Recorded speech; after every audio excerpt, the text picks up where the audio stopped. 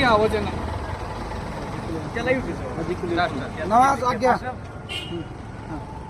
अभिजित कोळी या तरुणाने हा जो उपक्रम राबवलेला आहे समाजासाठी, तो कुठल्याही एका समाजासाठी नसून प्रत्येकाने त्याची दखल घ्यावी असा तो स्तुत्य उपक्रम त्यांनी राबवलेला आहे.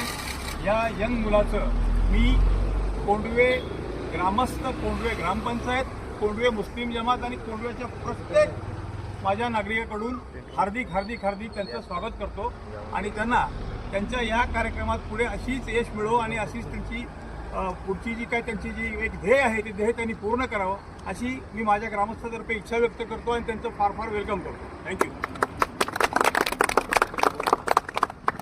जय शिवराय मित्रांनो. खरं म्हणजे की आज इथं कोंडवे ह्या गावामध्ये मी पोचलेलो आहे. खरं म्हणजे की सगळ्यांनी इतकं चांगलं माझं स्वागत करून मला प्रोत्साहन दिलं त्याबद्दल मी सर्वांचं पहिल्यांदा धन्यवाद व्यक्त करतो. खरं म्हणजे की म्हणजे मला ह्यातून तुम्हाला एकच संदेश सांगायचा आहे व्हिडिओच्या माध्यमातून की छत्रपती शिवाजी महाराज हे कुठल्या एका धर्माचे, एका जातीचे किंवा एका पंथाचे नव्हते, तर छत्रपती शिवाजी महाराज हे समाजातल्या प्रत्येक घटकाचे होते आणि म्हणून स्वराज्य म्हणायचे. स्वराज्य म्हणजे जे स्वतःला वाटणारं राज्य म्हणजे स्वराज्य.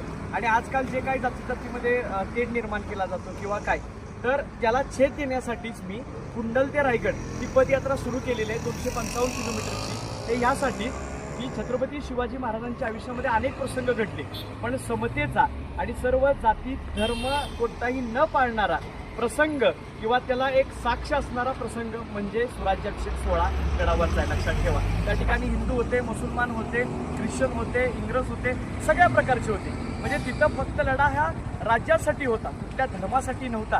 हे तुम्ही आम्ही लक्षात घ्यावं. तरुणांच्या मध्ये जागृत करण्यासाठी मी एवढ्याला पदयात्रा करतोय.